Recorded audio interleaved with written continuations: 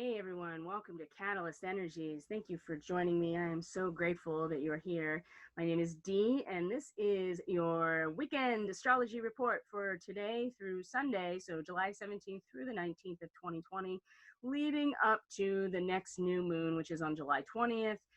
At 8:30 a.m. Eastern Standard Time, and the sun and moon will be conjunct at 28 degrees 27 minutes Cancer. And this is the first Cancer new moon that has not been eclipsed since 2017, because now the nodes have shifted out of Cancer and Capricorn, are now in Gemini and Sagittarius. So the any Cancer, Capricorn, new and full moons will no longer be eclipsed. So although it doesn't have the same energy attached to it as the eclipses have in the past, which usually reverberate out for months beyond the actual eclipse, I do feel like that the essence of the new moon will be very powerful and very palpable. It'll be right on the surface, and it'll be something that we can interact with right away and can set intentions around right away, and will not be, there will be no shadow cast. The sun will not be blocking, the moon will not be blocking the light of the sun. There'll be nothing of that. It'll just be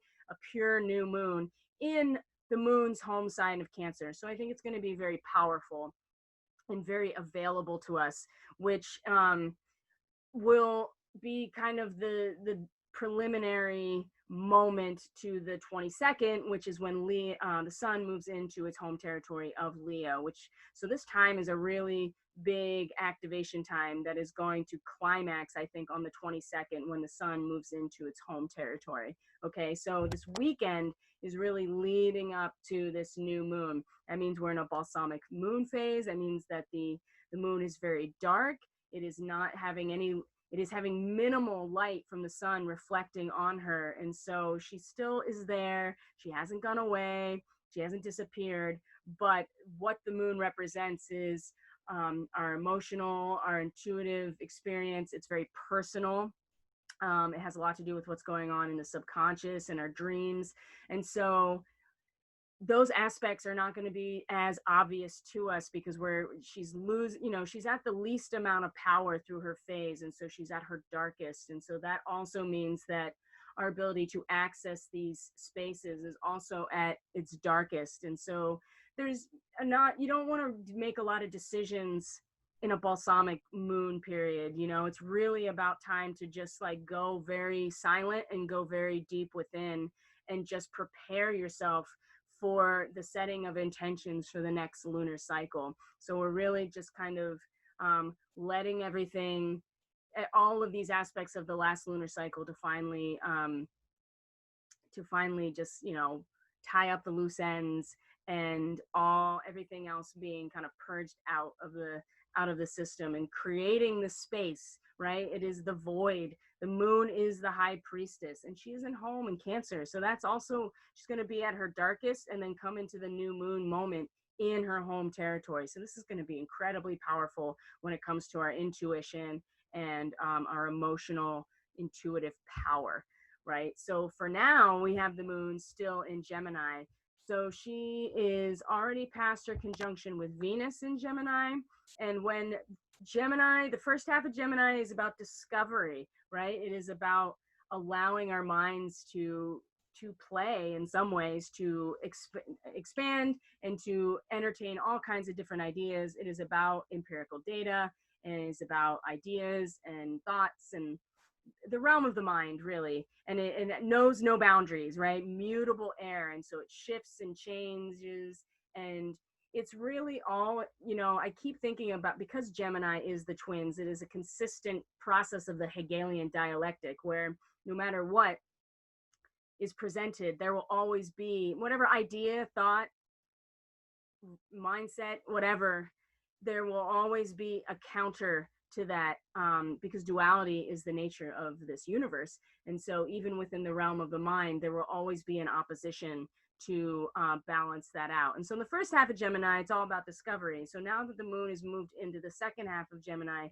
it is about exteriorization of what we have discovered. It means playing it out, expressing it, acting it out in some ways. And so it's more about the expression of that duality. And so whenever there is a position being taken, there will always have to be a counter position. And as one perhaps like gets more powerful, there will have to be a counterbalance in order to keep the homeostasis that is necessary within the realm of duality. Always as something becomes more powerful, more, gains more privilege, however you want to think about it, there will eventually be a tipping of the scales. There will need to be a counter position in order for this duality, especially in Gemini, to exist. So as one foot is in the past, there is one foot in the future.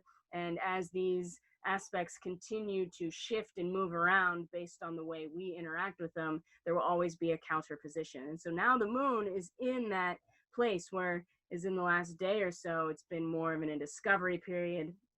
And a moon in Gemini is there's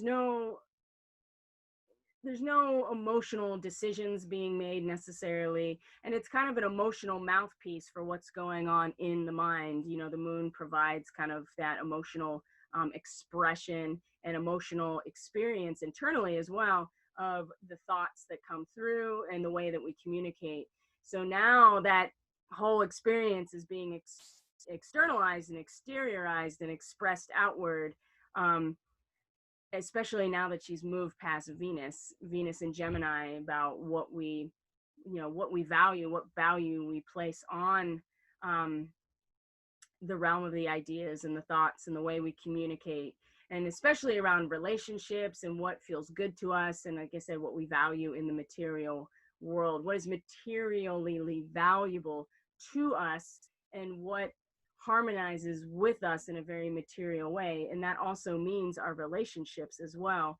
And so we're kind of going back and forth, like for every idea we have about what we value, there is a counterbalance to that. And Venus is going through all of these steps now, going direct, and she's going to exit her shadow phase. That means that's the place where she comes out of where she went retrograde before. When she comes back to that point will be on the 27th, 28th of July, the same day that Mercury exits its shadow, same thing on the same day. And so you're going to see, so we're still going over old territory, but now Venus has gone retrograde over it and is now coming back and reestablishing what she values about these different ways of communicating and ideas and the data that's coming in. Gemini is really just about the data and how there's always an oppositional point to every thought, every idea that comes in.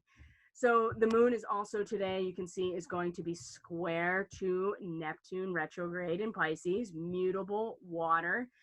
This has been at a degree for a while now, especially retrograde, is about, trusting, having a very innocent and almost naive trust in the fact that the cycle will end, will culminate, will end, and start over. But there's nothing here to really attach to other than our own inspiration and a sense of, like I said, innocence, and using a very basic kind of our senses and some hopefulness here to trust and surrender to the fact that all is well. These cycles will continue. They will come to fruition. They will end. They will differentiate, and a new cycle will begin. But we're being asked to trust this very strongly with Neptune and Pisces in a very emotional, in a very spiritual way, and with the moon very connected to Pisces, by the way, the moon coming into square with that as well. It's very tumultuous. 21 degrees is where Venus is going to come out of shadow. A tumultuous labor demonstration. It is the balancing of the forces. When one position gains too much power, there has to be a counterbalance. And sometimes it is tumultuous, and sometimes it exerts itself in a way that is almost like a revolt in some ways. So just keep in mind in terms of, because this is a very personalized experience with the moon here, and what it feels like to have it square Neptune, this is going to give kind of a preview of what it's going to feel like in the real world when Venus gets to this point and then is also square to Neptune, Neptune in Pisces, because we will be very much, very much connected emotionally, intuitively, in a very physical way, how it feels to us, and in this tumultuous balance of power. And it is not, it is a square, right? These are conflicting trajectories of energy, and leaning into this is where we learn the most. And so with the moon squaring today, it's like a little personal preview how it feels to us, and especially with a dark moon, it's it's not something that's going to be very apparent to us on the surface. We're going to have to really drop in very deeply to understand what this feels like. Okay. And as we go through today, not only that, there's a lot of quincunx energy as well with the Capricorn crew over here. And so as we move along here with the moon, so coming into a quincunx with Jupiter retrograde, and then Pluto retrograde in Capricorn. And what is a quincunx? Well, it's attributable to the number 7 in the tarot and numerology. It's this moment of adjustment, right?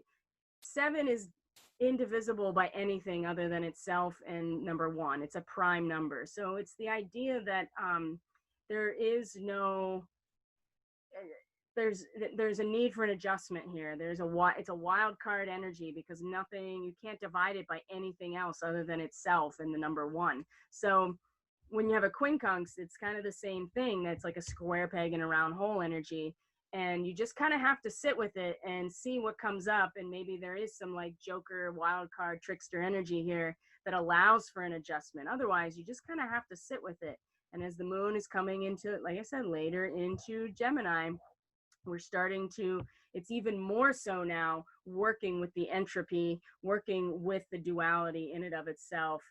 Because as you get closer and closer and closer to Cancer and the bottom of the chart, this is where you make a decision of where you belong. This is where you make a decision about where you are rooted and what allows you to feel personally powerful. So as the moon is moving through late Gemini, it's becoming much more emotionally involved in this oscillation and this working of duality, and using that in a way, or certainly maybe not even using it, but certainly working with it and getting some value out of it. But what's happening in Capricorn is, this is nothing new to us. This is just the old paradigms being crumbled, and the leadership, especially with Jupiter retrograde, the leadership going either internalized or seeming to go backwards, right? A retrograde is the illusion that these planets are moving backwards. So we're paying attention to it more, and it's like, man, it looks like it's moving backwards, but it's not. It just looks like that. And so we pay attention to it more. It looks like we're not getting anywhere, but in fact, we're actually getting a very deep look at what's going on. And so the leadership that is represented by Jupiter, the mastery, is also it's also seeming to look backwards, and that we may feel like that the leadership and the mastery and the big picture around these Capricorn energy is going backwards and is not moving forward. We might not think we're getting anywhere. And then Pluto retrograde, I mean, there's no transformation without the death process. And when Pluto is retrograde, it's so painfully obvious, and we resist it so much. And so the quincunx here is that the moon, we have this emotional mouthpiece for, there needs to be balance, that every time I go this way, there is inevitably another position that has to counterbalance it. And you just keep going back and forth and back and forth. And it's kind of exhausting. And kind of just sitting back and letting this not really connect with these huge, energies of complete matrix deprogramming and destruction is almost, it's kind of an invitation to just let it be a little bit, and to, let these processes work themselves out with Gemini, but also just know that it doesn't fit with what's happening here. These huge cycles like ending. and seeming to like not allow us to move forward. But this is where the adjustment can happen in our attitude and our perception. So it's interesting. And by tomorrow, the moon here, let's see here. By tomorrow, the moon will be in Cancer. So before that, a couple hours before that, she's going to be conjunct with her own north node and also in quincunx to Saturn retrograde. Let's see here.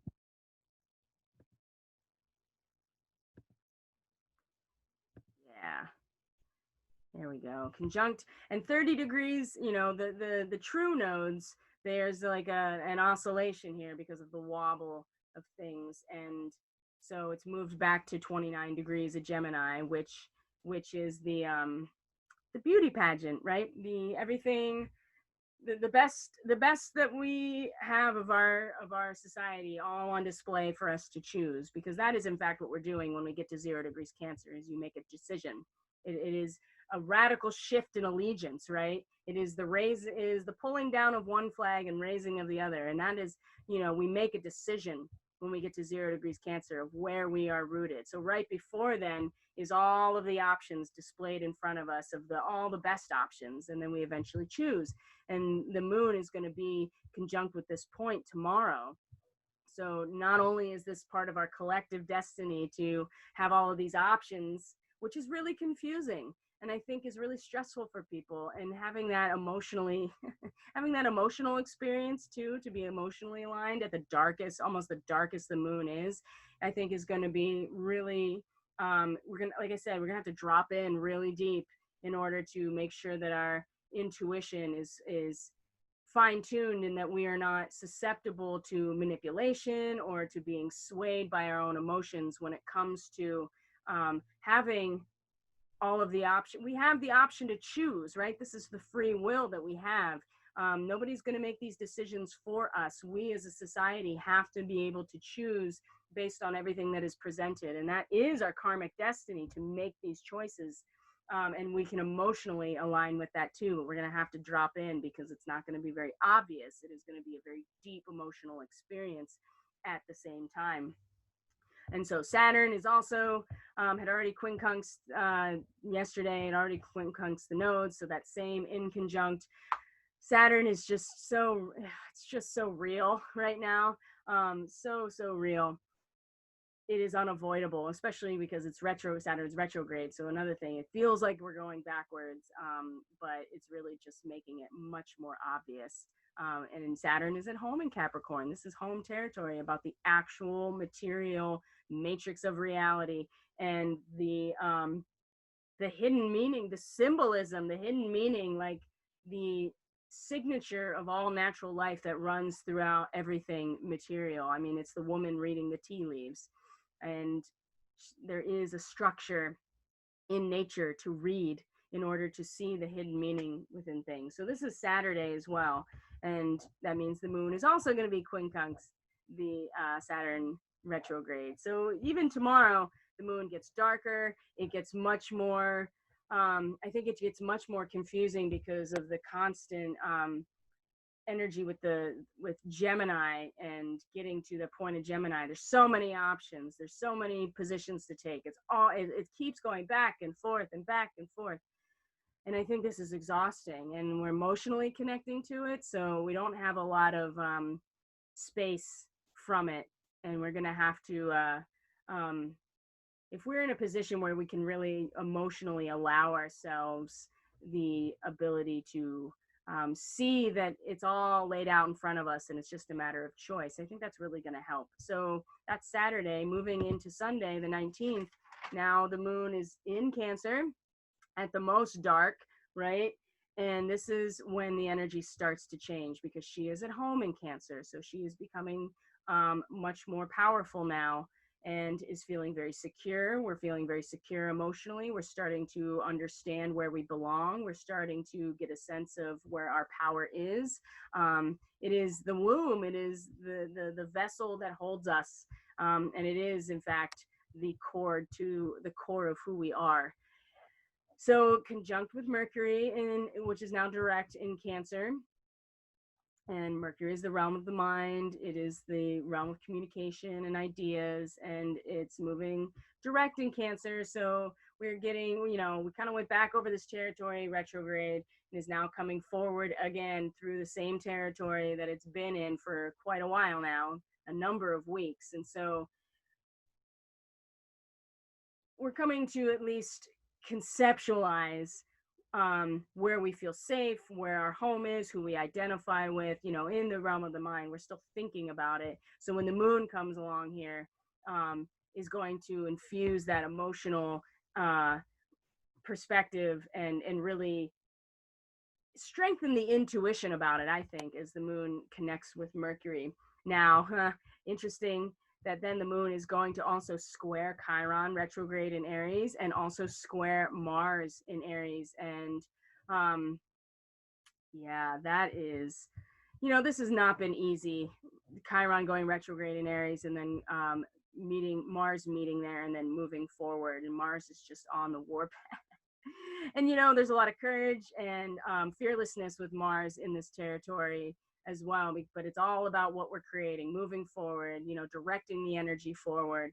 And 13 degrees of Aries is an unexploded bomb at a social protest, which that sounds really it doesn't sound great, considering what's been going on lately, but thinking about it symbolically has can help take the fear out of it and the anxiety, and think about it more of like it's the idea that we want things to change, and we think that we can make them the status quo. We can make the status quo change like on a dime, and certainly Mars thinks that.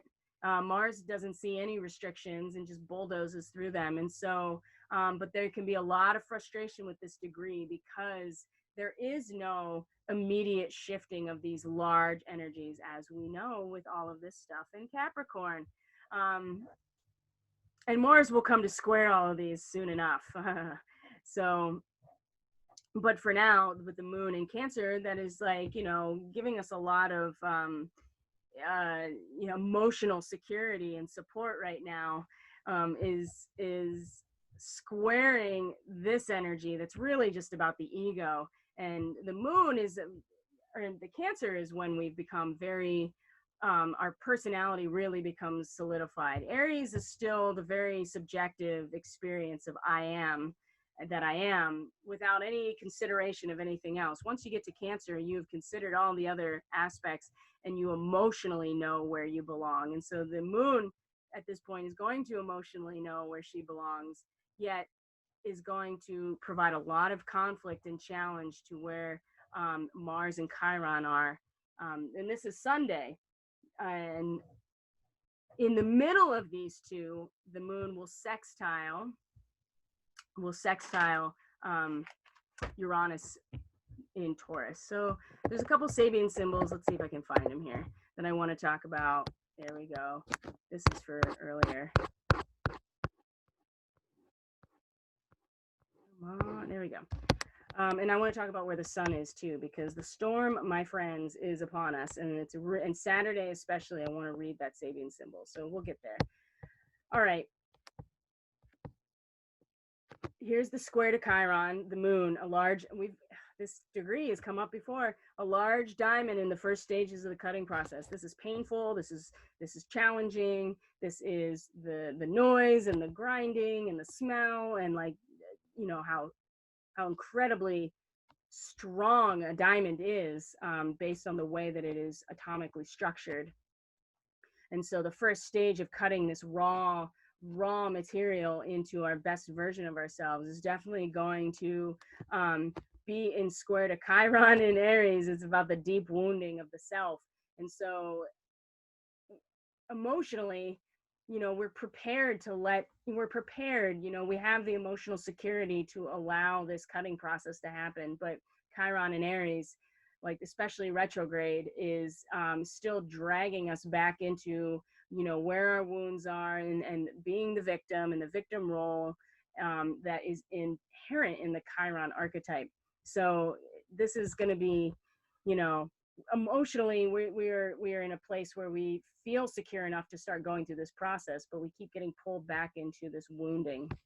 Sextile Uranus, look at this, the Cancer, 11 degrees Cancer, a clown caricaturing well-known personalities. It's you've gotten to the point where the emotional security in Cancer, especially with the moon, is allowing for humor in order to point out the absurdity, to not only point it out, but to caricaturize it, right? Caricaturizing is emphasizing aspects that are already emphasized. And so you're overemphasizing them. And the clown aspect is using the humor to point out kind of like the absurdity of ourselves.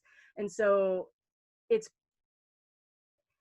the long game with Uranus and Taurus is really what's able to support this this moment of really emphasizing how silly and how silly it is to take ourselves so seriously, and to take ourselves so seriously, because we're talking about the moon, so this is very personal, and that we can be in a place where we are emotionally secure enough to laugh at ourselves, to laugh at the absurdity of it all, to find humor in the things that are that we do take too seriously.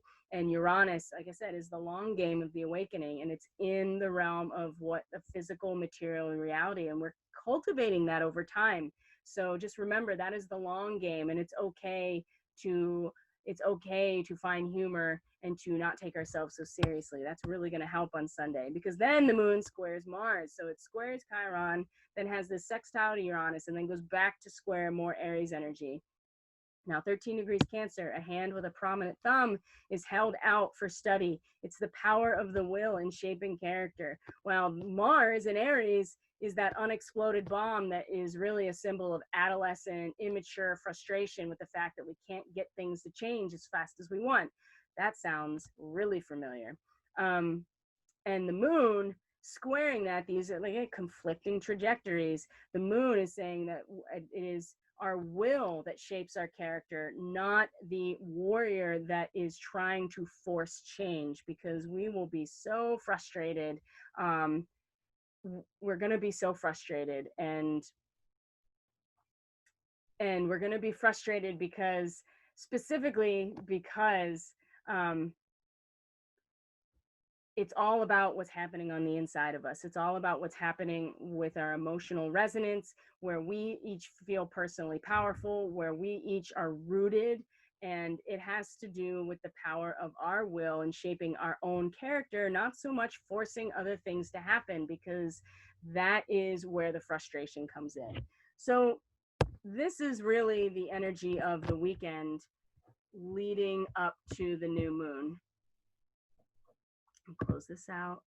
All right, and so the new moon, I'm gonna do a whole report about it, but I just want to go over what 28 to 29 degrees of Cancer is, which is a Greek muse weighing two newborn twins on golden scales. It is, so we're talking about the new moon, so we're talking about setting intentions for the new cycle, right? Setting seeds of intention for how the whole lunar cycle is going to unfold.